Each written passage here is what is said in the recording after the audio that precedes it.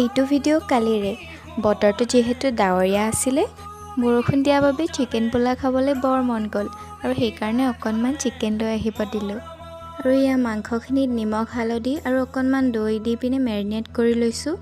আচলতে চিকেন পোলাও সকলোৰে প্ৰিয় আৰু বতৰটো এনেকুৱা ডাৱৰীয়া হ'লে আৰু বেলেগ একোৱেই নালাগে আৰু এনেকুৱা বতৰত মাংস নাখালে হ'ব জানো? মইতো খাই বহুত বেছি ভাল পাওঁ। এয়া তেলত আলুখিনি ফ্ৰাই কৰি লৈছোঁ আৰু আদা নহৰু বটি লৈছোঁ আৰু এতিয়া তেলত তেজপাত আৰু পিঁয়াজখিনি দি আদা নহৰু পেষ্টখিনি দি দিছোঁ আৰু মাংসখিনি দি দিছোঁ আৰু বিলাহী অকণমান দি ভাজি থোৱা আলুখিনিও ইয়াতে দি দিলোঁ। ইয়াৰ শেষত ধনিয়া অকণমান দি দিছোঁ আৰু পোলাওৰ কাৰণে গাজৰ বিন আৰু পিঁয়াজ লৈছোঁ। এইখিনিয়ে মই পোলাওত ব্যৱহাৰ কৰিছোঁ আৰু এয়া মাংস পোলাও ৰেডি হৈ গ'ল।